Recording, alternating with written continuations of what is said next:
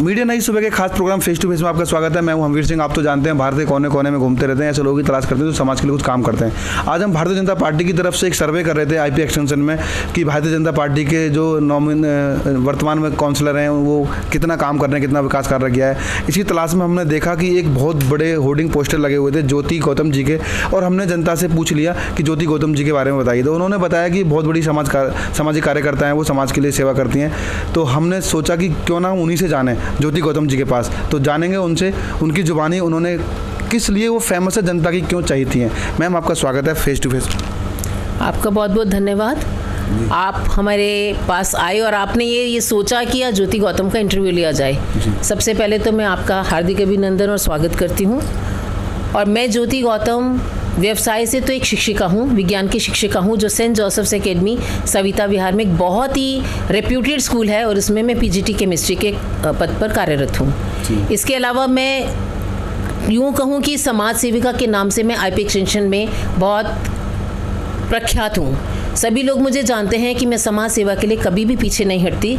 जब भी मुझे एक छोटी सी भी आवाज़ या कहीं से संकेत भी मिल जाता है कि इस व्यक्ति को किसी भी चीज़ की ज़रूरत है, तो मैं हमेशा उसके सामने पहुंच जाती हूं।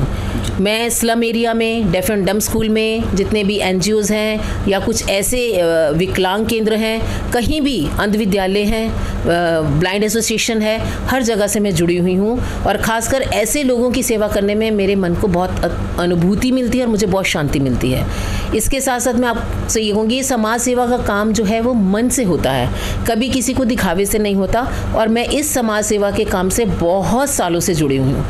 मेरा बचपन से ही मेरा एक आप कहिए मेरा एक मिशन था कि मैं अपने समाज के लिए कुछ कर पाऊँ। और इसके साथ साथ मेरे को बहुत सारे शौक़ हैं। मैं समाज सेवा के कार्य से जुड़ते हुए भी सबसे पहले मैं यूँ कहूँगी कि मुझे कुछ आर्टिकल्स लिखने का, कविताएं लिखने का बहुत शौक़ है और मैं अपने ही शब्दों में उसे लिखती हूँ। और मेरे काफ़ी ये आर्टिकल्स हैं जो पोइम्स हैं या कविताएं हैं, भजन भी मैं लिखती हूँ और साईं बाबा की भजन खासकर लिखती हूँ। और इन सब को मेरी काफ़ी आर्टिकल्स वगैरह जो है मेरी मैगजीन्स में भी छपते हैं।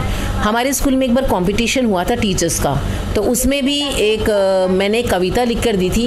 मैं खासकर भ्रष्टाचार पे ज़्यादा लिखती हूँ, तो उस कविता के माध्यम से मुझे पुरस्कृत किया गया था अनुव्रत व्यास के नाम से। उन संस्था के नाम से ये कंपटीशन हुआ था। इसके अलावा मैं कहूँ तो मेरी अभिरुचि संगीत में, डांसिंग में, मिमिक्री, मोनो एक्टिंग और इन सब से भी मैं जुड़ी। मुझे बहुत अच्छा लगता है संगीत के माध्यम से, तो मैं हमेशा ही जुड़ी रहना चाहती हूँ। इसके अलावा समाज सेवा के अलावा भी मैं ऐसे बहुत से कार्य करती हूँ। राजनीति के क्षेत्र में भी बचपन से हमारे मायके परिवार, ससुराल परिवार सभी बीजेपी कट्टर हैं, सभी बीजेपी को सपोर्ट करते हैं क्योंकि एक राष्ट्रवादी पार्टी है और राष्ट्रवादी पार्टी का साथ तो हमें हमेशा ही देना चाहिए। और आप भी सब जानते हैं कि मोदी जी के सभी चहेते हैं, जो किसी ने करके कुछ ना दिखाया वो मोदी जी ने कर दिया।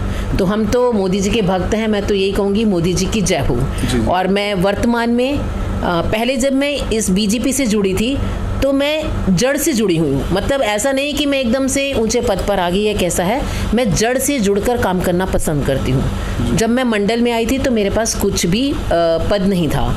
2 साल मैंने बिना पद के कार्य किया। उसके बाद मंडल अध्यक्ष ने मुझे उसमें मंत्री का कार्यभार दिया। उसको मैंने बहुत ही सहजता से, कार्यनिष्ठा से, अपने परिश्रम से, मेहनत से बहुत अच्छे ढंग से निभाया और उसके बाद उसमें मुझे उपाध्यक्ष की पोस्ट मिली। वहाँ से यात्रा करते करते अपना कर्तव्य निभाते निभाते इवन मैंने राजनीतिक प्रस्ताव भी लिखे हैं उसमें। उसके बाद मुझे जिला की टीम में लास्ट ईयर, मतलब जो लास्ट टाइम था, मुझे उसमें मंत्री का पद दिया गया। और आज मैं महिला मोर्चा जिला शादरा में उपाध्यक्ष के पद पर हूँ। और आज भी मैं गर्व से कह सकती हूँ कि हमारी जो जिलाध्यक्षा हैं दीपिका जी, उनका हम कंधे से कंधा मिलाकर उनका साथ देते हैं। और मैं हर कार्य में अपनी कुशलता के अनुभव के तरीके से, अपनी निष्ठा से, परिश्रम से, इन्हीं सभी अभिव्यक्तियों के साथ मैं उनके साथ जुड़ी हुई हूँ और हर कार्य में हमेशा आगे बढ़ के काम करती हूँ। जैसा कि मामा बीजेपी से अभी भी शादरा जिला महिला मोर्चा की उपाध्यक्ष हैं और जैसे कि अभी ये बीजेपी वार्ड है, तो यहाँ की जो निगम पार्षद हैं उनके कार्यों के बारे में आप कुछ बताना चाहेंगी, वो कितना अच्छा काम कर रही हैं? हाँ, यहाँ की 19E की वार्ड की जो निगम पार्षदा हैं अपर्णा गोयल जी, वो बहुत ही अच्छी हैं, बहुत कर्मठ कार्यकर्ता हैं। क्योंकि कार्यकर्ता तो देखो हम सभी हैं, चाहे वो निगम पार्षदा के रूप में जानी जाती हैं, लेकिन सबसे पहले वो भाजपा की कार्यकर्ता हैं। और कार्यकर्ता क्या, हम तो यही कहेंगे कि हम तो मोदी जी के चौकीदार हैं, जी जी, है ना। चौकीदार कहना शब्द सबसे अच्छा, और वो भी एक चौकीदार है।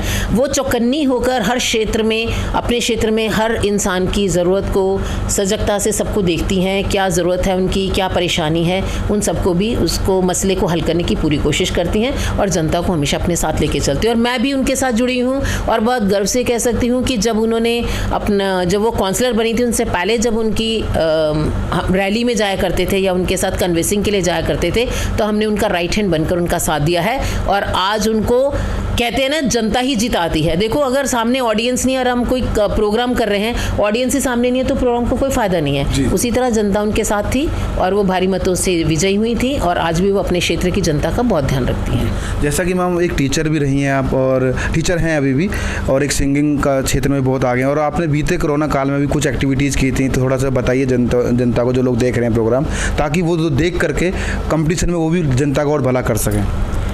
हाँ, जैसा कि मैंने आपको बताया कि राजनीतिक क्षेत्र से हटकर या सामाजिक क्षेत्र से हटकर भी मैंने बहुत ऐसे कार्य किए हैं। सभी लोग मुझे इस मामले में बहुत पसंद करते हैं कि सबसे पहले तो मैं स्पष्ट वक्ता हूँ। मैं कभी किसी बात में मिथ्यावादी बनकर काम करना नहीं चाहती।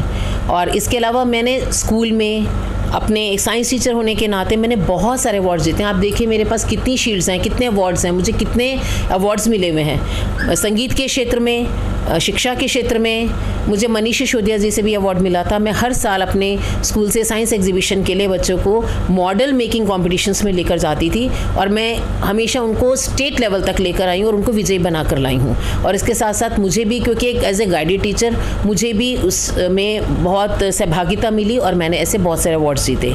इसके अलावा भी संगीत के क्षेत्र में भी मुझे बहुत सारे अवार्ड्स मिले हैं।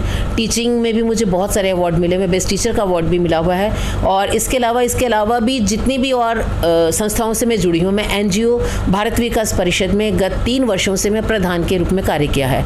ये NGO भी ऐसे जिसमें हमेशा उनका मिशन क्या है, समाज सेवा। तो मैंने लॉयंस क्लब, हमारा जो लॉयंस क्लब प्रभात है, उससे मैं जुड़ी हुई हूँ, उसमें एज ए मेंबर काम किया। लेकिन आज मुझे फिर से गर्व है, मैं गर्व से कह सकती हूँ कि आज लॉयंस क्लब इंटरनेशनल लेवल पर डिस्ट्रिक्ट टीम में मैं ट्रेजरर हूँ और मेरे हस्बैंड रीजनल चेयरमैन हैं। तो आज भी हम उसी तरह से पैशन से ही काम करते हैं। ये सोचते हैं कि यहाँ ये हमारा क्लब है, हमें इसको और आगे बढ़ाना है। इसी तरह से और भी समाज से लास्ट ईयर में मैं इनर व्हील इंटरनेशनल क्लब है, आपने सुना होगा, जो लेडीज़ विंग है, उसमें भी मैं प्रेसिडेंट के रूप में मैंने कार्य किया है। उसमें तो ज़रूरत से ज़्यादा ही हमने कोरोना काल में कार्य करके दिखा दिए। सोशल सर्विस, हमने ये सोचा कि जो लोग इस प्रॉब्लम से जूझ रहे हैं, कोरोना से जूझ रहे हैं, और कितनी आप समझ सकते हैं कि इस समय भी उनको कितनी परेशानियों का सामना करना पड़ा, तो हमने घर बैठे ही जितनी सेवा हो सकती थी, उनको हॉस्पिटलाइजेशन करवाना, वैक्सीनेशन दिलवाना, या उनको खाद्य सामग्री पहुंचाना, या जिस भी तरह की वेंटिलेटर्स, या हम कहें कि ऑक्सीजन सिलेंडर्स, है ना, ऑक्सीमीटर्स, जिस तरह से भी मुझसे सहायता हो सकी, मैंने घर बैठ के उन लोगों की सहायता की है। और इनर व्हील क्लब के माध्यम से भी लास्ट ईयर भी मैंने कोरोना काल में, अगर मेरी टीम में से और लोग नहीं जाना चाहते थे, कुछ सीनियर सिटीजन से, तो मैं अकेले ही निकल जाती थी। दूर नहीं तो कम से कम मैं अपनी सोसाइटी के बाहर में ही ऐसा कुछ एक कैंप सा लगा देती थी, ताकि ज़रूरतमंदों की सहायता निश्चित रूप से हो सके। मैम, जैसा कि आप संगीत के क्षेत्र में बहुत आगे हैं, खुद भी लिखती हैं, भजन बहुत अच्छा गाती हैं, तो मैम छोटा सा अगर आप 2 लाइन सुनाना चाहें तो दर्शकों को तो अच्छा लगेगा।